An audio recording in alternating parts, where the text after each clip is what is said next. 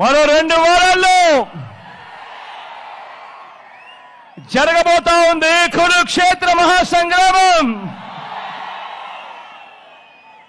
ఈ యుద్ధంలో అటువైపున ఉన్నది కౌరవ సైన్యం, దుష్ట చతుష్టయం. అటు గతంలో వాళ్ళు ప్రభుత్వంలో ఉన్నప్పుడు అందరినీ మోసం చేసిన చరిత్ర ఆ కూటమిది. అటు చంద్రబాబు, ఆయనకు మద్దతుగా 2 జాతీయ పార్టీలు, ఒక వదినమ్మ, ఒక దత్తపుత్రుడు,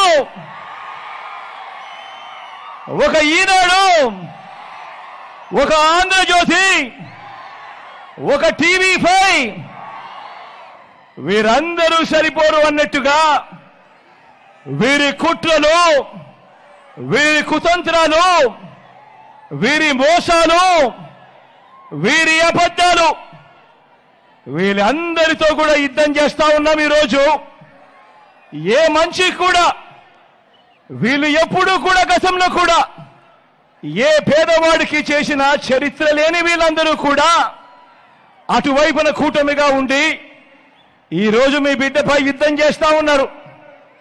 ఇటువైపున మీ బిడ్డ ఒక్కడే ఒక్కడు, ఇటువైపున మీ బిడ్డ ఒక్కడే ఒకడు, ఇంటింటికి మంచి చేసిన మీ బిడ్డ ఒక్కడే ఒకడు. మీ బిడ్డ నమ్ముకున్నది మిమ్మల్ని, పైన దేవుడిని. మీ బిడ్డకు పొత్తు ఎవరితో అంటే అది మంచి చేసిన మీ అందరితోనే అని చెప్పి కూడా మీ బిడ్డ గర్వంగా చెప్తా ఉన్నాడు.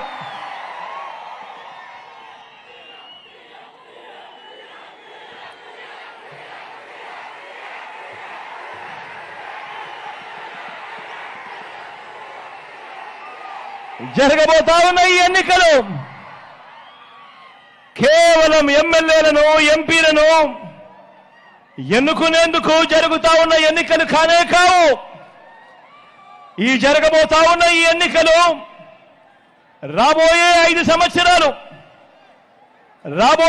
సంవత్సరాలు మీ ఇంటింటి అభివృద్ధిని, పేద కుటుంబాల భవిష్యత్తుని, పేద కుటుంబాల తలరాతల్ని నిర్ణయించబోయే ఎన్నికలు జరగబోతా ఉన్న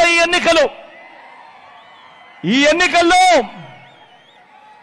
ఎన్నికల్లో జగన్కు ఓటు వేస్తే పథకాలన్నీ కూడా కొనసాగింపు. ఈ ఎన్నికల్లో పొరపాటున చంద్రబాబుకు ఓటు వేస్తే పథకాలన్నీ ముగింపు, మళ్ళీ మోసపోవటమే.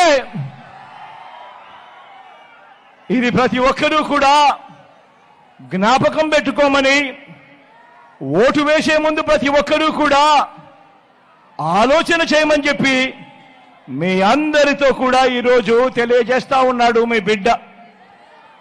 బాబును చంద్రబాబును నమ్మటము అనంటే కొండ చిలువ నోట్లో తలకాయ పెట్టడమే అన్నది ప్రతి ఒక్కరూ కూడా జ్ఞాపకంలో పెట్టుకోమని కోరుతా ఉన్నా.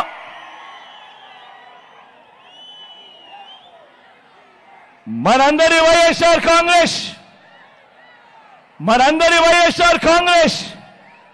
2024కు సంబంధించిన మేనిఫెస్టోకు అర్థం పేదలకు మరింత మంచి చేస్తూ, పేదల భవిష్యత్ కోసం మరో 2 అడుగులు ముందుకు వేస్తూ, ఇంటింటి అభివృద్ధికి, ఇంటికే అందుతా ఉన్న పౌర సేవలు, ఇంటికే అందుతా ఉన్న పథకాలు, వీటి అన్నింటి కొనసాగింపే మన మేనిఫెస్టోకు అర్థం.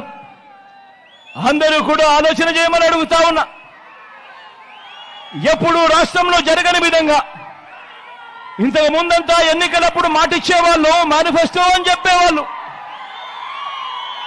ఎన్నికలప్పుడు మాటిచ్చేవాళ్ళు, మేనిఫెస్టో అని చెప్పేవాళ్ళు. ఎన్నికలు అయిపోయిన తర్వాత ఆ మేనిఫెస్టోను చెత్తబుట్టలోకి వేసే రోజులు గతంలో మనమంతా కూడా చూసాం.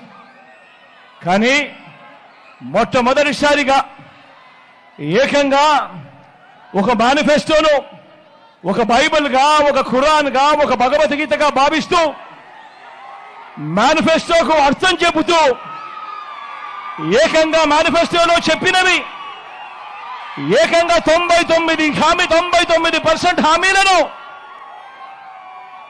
ఏదైతే చెప్పామో అది చేసి అది చూపించి ఈరోజు ఎన్నికల బరిలో మీ బిడ్డ దిగుతా ఉన్నాడు. మీ అందరి ఆశీర్వాదాలు తీసుకునే దానికోసం విశ్వసనీయత ఉన్న మీ ప్రభుత్వం